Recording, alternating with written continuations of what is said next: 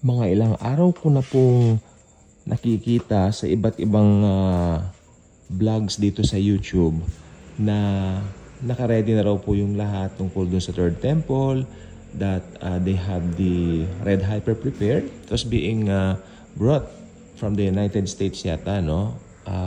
Dinala dito sa, siyempre sa Jerusalem, sa Israel. At ito ay naganap po noong September 2022. Yun din po yung time na nag-start tayo nitong vlog. Palakpakan naman natin ang Panginoon. Okay. So, sa akin, it doesn't matter. Kasi alam ko matutupad yan, mangyayari. Pero, ang pinakaalam natin, wala na tayo dito. Kung ito ay mabuild, okay, have it all the necessary things prepared. Kamo na. Wala na tayo dito kasi na-rapture na tayo by that time. Tandaan po ninyo, kasi ako, naniniwala ako at lagi ko siyang stand without the, tawag dito, presence of the Antichrist, hindi yan matatayo. Sapagkat siya magkakaroon ng mag-a-approve diyan para itayo. Okay? So, ang ating kakalimutan yon, habang nandito ang restrainer, sabi ng Book of Thessalonians, ay hindi siya lilitaw. Okay? There is this one holding him. Okay? Ano ba yun? Tayo. Tayo mga mananampalataya. Believers should be removed first from here, from the earth, in order for the Antichrist to arrive and to be known by the whole world. Okay? At mangyayari po yan the moment na rapture na po tayo. So, ang pinaka-next big thing po talaga rapture. Kumpara dito sa tignan natin yung Third Temple, tignan natin yung red heifer. It will all come to pass. It will all come to pass because it's being written in the Bible, in the book of Revelation in particular.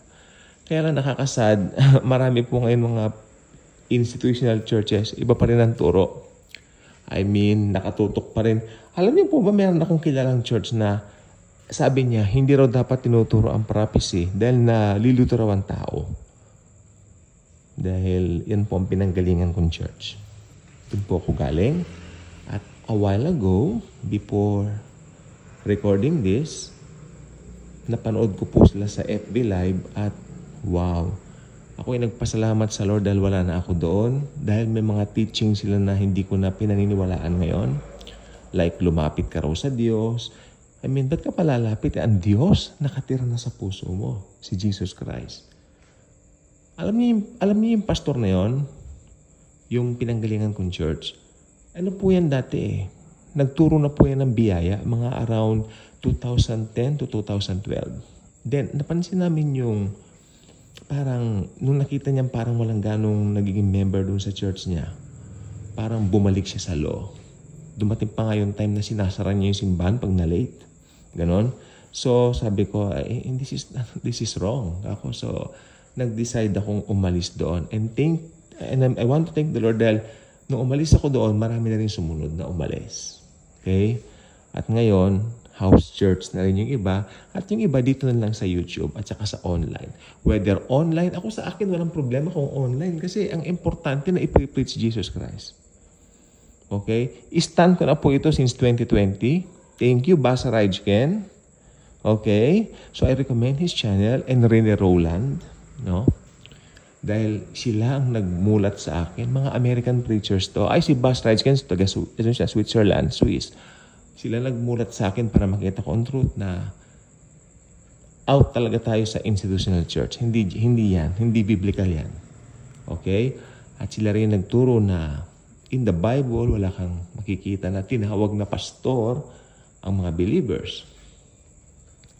Di ba? Walang binanggit na pastor si Paul, pastor si John, pastor si... Wala. So, naging title conscious na ngayon ng mga tao. Anyway, last days naman ang buo kasi. Okay? Pero mas pinili naman namin na manatili na lang sa Biblia. Okay? Pero yung iba, syempre, gusto nila ng prestige, gusto nila ng titulo, wala tayong magagawa doon. Hayaan na po natin. So, ang gusto ko lang pong sabihin po sa ating lahat, last days na po talaga ngayon.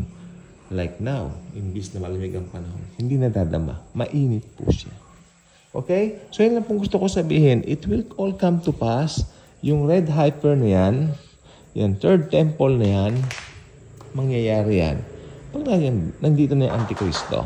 So, I believe, ako stand ko pa rin talaga. Na-remove na tayo dito, paglilitaw na yan. God bless.